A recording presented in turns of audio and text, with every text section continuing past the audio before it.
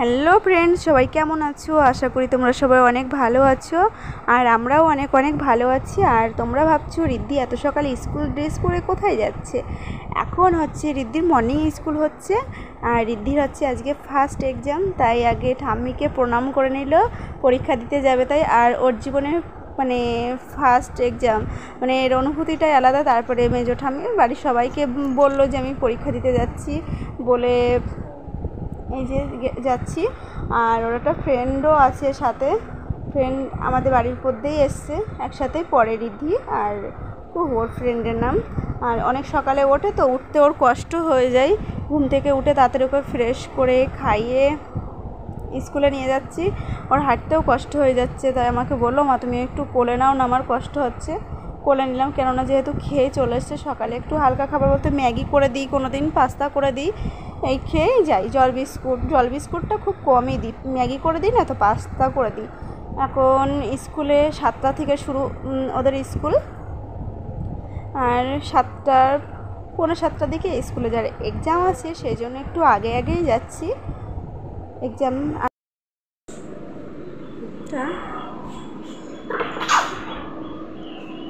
এই যে আমার ঋদ্ধিমানের আজকে ফার্স্ট এক্সাম, এটাও আমার কাছে অনেক স্বপ্নের, তাই আমি আজকে একটু আগেই এসেছি। স্কুলের সময় তো রোজ লেট হয়ে যায়, এক্সামের সময় তো দেরি করলে হয় না। দিনটা আমার কাছে অনেক অনেক স্পেশাল একটা দিন আর অনেক স্বপ্নের দিন। বাবা ম্যাম যা বলবে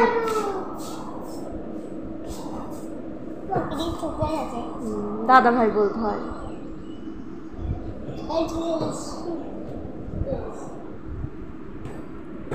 এখনো কেউ এসে পৌঁছায়নি। এই যে এইখানে একজন বদলে গেছে।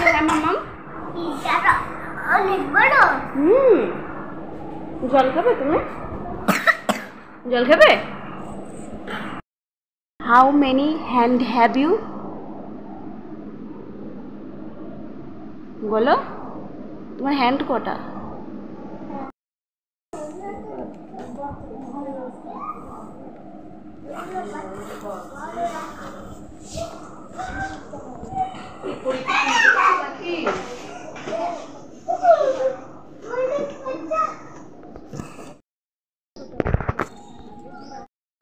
ঋদ্ধিমানের পরীক্ষা দেওয়া হয়ে গিয়েছে। এই যে আমরা বাড়িও ঢুকে পড়েছি আর রাস্তায় প্রচুর রোদ ছিল, ছাতাটাও নিয়ে যায়নি সকালে তো, তাই এতটা রোদ উঠে যাবে সকালে এখন ভীষণ রোদ উঠে যাচ্ছে। ছাতাটা নিয়ে যেতেও মনে নেই, তাড়াতাড়ি চলে এসছে, বাড়ির কাছেই পৌঁছে গেছি, তাই বাড়ির কাছ থেকে একটু ভিডিও করে নিলাম।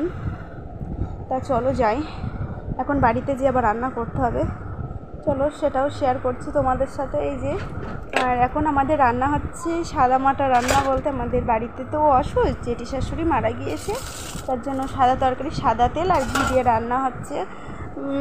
আর এইসব বাচ্চারা তো এখন নতুন নতুন খাওয়া শিখেছে, ছেলেপেলের ভীষণ কষ্ট হচ্ছে, খেতে পারছে না। এক দিন এক রকম রান্না করে দিচ্ছি, পনির, সয়াবিন, শুক্তো আর ডাল তো থাকে। আজকে আর ডাল রান্না করছি না, আজকে ডালের বড়া করে কাঁচকলা দিয়ে আলু দিয়ে তরকারি করলাম আর চাটনি করেছি আর একটা ভেন্ডি ভাজা করেছি। স্কুল থেকে এসে দেখি অনেকটা দেরি হয়ে গেছে আর বাবা বাড়ি আসার সময় হয়ে গেছে, সেই জন্য আর আমি ড্রেসটা চেঞ্জ করিনি। ঋদ্ধিকে ড্রেস চেঞ্জ করিয়ে দিয়ে জলখাই দিয়ে ঘরে খেলনা দিয়ে এসেছি আর স্লেট পেন্সিলও দিয়ে। আর বাড়িতে ওকে আমি যেহেতু খাতা পেন দিয়ে লিখতে দিই না, বাড়িতে আমি ওকে স্লেট পেন্সিল দিয়ে লেখাই। আর স্লেট পেন্সিল দিয়ে বলে এসেছি তুমি ড্রয়িং করো, তুমি যেমন পারো তেমন লেখো, যা কিছু মন চাই, ছবি আঁকাও, ফুল আঁকাও, দিয়ে ওর কাছে দিয়ে এসেছি। ঘরে বসে খেলা করছে। এই রৌদ্রতে বাইরে বেরোনোই যাচ্ছে না, আমাদের এত কষ্ট হচ্ছে। আর বাচ্চাদেরকে এই রৌদ্রের মধ্যে বের করা উচিত না, সেজন্য ঘরে ধুয়ে এসেছি। ধুয়ে এসে তাড়াতাড়ি রান্নাটা করে নিলাম। রান্না আমার সব কমপ্লিট দিয়ে এখন রান্নাঘরটা গুছিয়ে নিলাম ঝাড়ঝুট দিয়ে। এবার যাব। শুভ সন্ধ্যা বন্ধুরা, সবাই এখন কি করছো? আর আমার ভিডিওটা কিন্তু তোমরা কেউ স্কিপ করবে না, স্কিপ করে দেখবে না, পুরো ভিডিওটা দেখবে। আশা করি তোমাদের সবার অনেক ভালো লাগবে। আমার ভিডিও যদি তোমাদের একটু ভালো লেগে থাকে অবশ্যই কিন্তু তোমরা শেয়ার সাবস্ক্রাইব করবে। তাহলে চলো, সন্ধ্যাবেলায় টিফিন বলতে কিছুই করিনি, এখন খিদে পেলেও কিছু করার নেই, কেননা বাড়িতে তো অসুখ। আর খাওয়া দাওয়া বড়দের যেমন তেমন বাচ্চাদের নিয়ে ভীষণ অসুবিধা হয়। আর আমার রিদ্ধি ও এখন বুঝে গিয়েছে, যে বলেছি যেমন এমন ঠাম্মি মারা গিয়েছে, আমাদের এখন নিরামিষ খেতে হয়।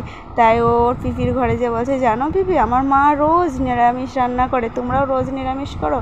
বলে আমার মা আমার ডিমও দেয় না, মাছও দেয় না, মা রোজ নিরামিষ রান্না করে। তারপরে আমি ওকে বলেছি, বাবা আমাদেরকে নিরামিষ খেতে হয় এখন। এখন বুঝেছে। এখন যদিও বলি তোমার কি কিছু খেতে ইচ্ছে করবে, বলবে নো নো নো নো, নিরামিষ খেতে হয়। তো এখন এত সুন্দর করে বলে না, ও জিনিসটা বুঝেছে, ভীষণ ভালো লাগে। আর আমারও ভীষণ একটু মানে টেনশনে আছি, যে ছেলের ফার্স্ট এক্সাম।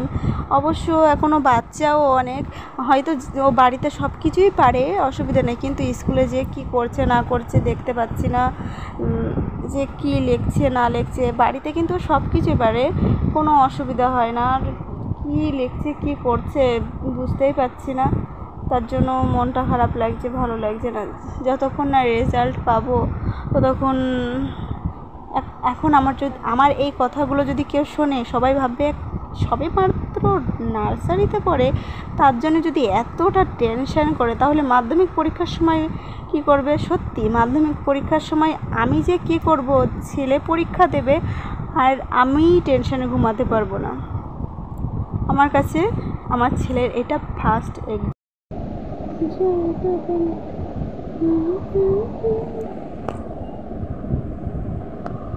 এই যে এটা হচ্ছে একটা রূপোর টুকরো, লাগবে, খুঁজে খুঁজে পেলাম। এটা হচ্ছে ঋদ্ধিমানের।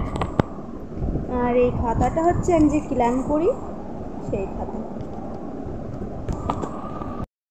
এই যে কানেরটা দেখছো, এই যে এই কানেরটা কিন্তু আমার নয়, যে আমাদের ঘরের পেছনে যে জেঠিমা মারা গিয়েছে, সেই জেঠিমার মেয়েরা আছে, সেই মেয়েদের সোনার জিনিস খুলে রাখবে, কোথায় রাখবে, তাই ওর দিদিভাইদের সব জিনিসগুলো আমার কাছেই রেখেছে। আর এই যে একটা দিদির স্ত্রী, তা ওদের চতুর্থী হয়ে গিয়েছে, তাই ভাবছি এখন দিয়ে আসি। আর একটু ওদের রূপও লাগবে, তাই এই যে ঋদ্ধিমানের সেই পায়ের মল থেকে একটু টুকরো ছিঁড়ে গিয়েছিলো, সেটাই দিয়ে দিচ্ছি। যাই দিদিভাইদের জিনিসগুলো এখন দিয়ে আসি।